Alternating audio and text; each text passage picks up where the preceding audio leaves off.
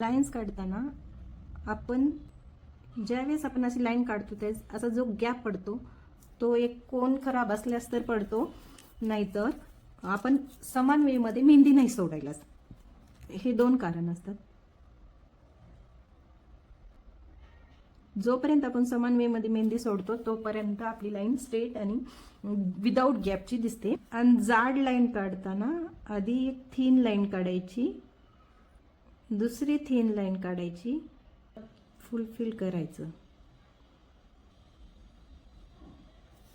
थोडी मोठी दिसावी तुम्हाला त्यासाठी मोठी काढली. हम्स काढताना तुम्ही अशी गाईडलाईन घेतला तरी चालतं.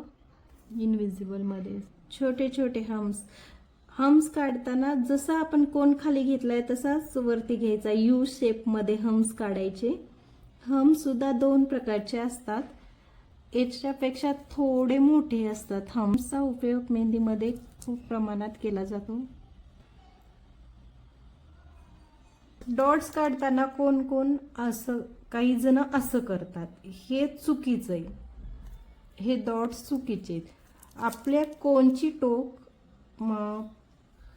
स्किनवर ठेवायची आणि जस्ट मेहंदी सोडायची. जशी जशी आपण मेहंदी सोडतो तसे तसे मेहंदी ही पसरत जाते आणि डॉटचा आकार येतो. मध्ये जस्ट वाईन्स मेहंदीला जसं आपण डॉटला सोडतो मेहंदी तशी सोडत सोडत थोडंफार खाली यायचं. अशी वेल सुद्धा खूप सुंदर दिसते.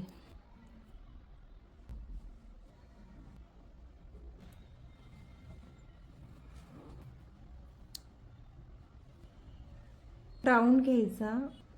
यामध्ये आपण जे मध्ये राऊंड घेतो ते मिनिमम 3 आणि मॅक्झिमम 6 असायला पाहिजेत. हे अशा पद्धतीचं नाही, हे पूर्ण टच होऊन पूर्ण शेप आला पाहिजे त्याला. असा काही काही जण असं करतात, असं हे चुकीचे. पूर्ण राऊंड घ्यायचा, त्याच्या राऊंडला टच करून त्यानंतर तुम्ही मध्ये त्याला राऊंड करू. बेसिक फ्लावर्स मध्ये आधी तुम्ही स्पायरल काढायचं, हम्स काढायचे. हम्स आणि वाईन्स हे खूप इम्पॉर्टंट आहेत बेसिक मधले. 3 किंवा 4 हम्स मध्ये हाफ सर्कल काढायचा. 3 या 4 हा सेम दिसणार त्याचा रंग. त्याला आपण आउटलाईन करूया. आउटलाईन करताना कधी पण रेषेच्या बाहेरून करायची. जर तुम्ही रेषेच्या वरतून केला तर ते तुमच्या फ्लावरचा शेप चेंज होऊ शकतो.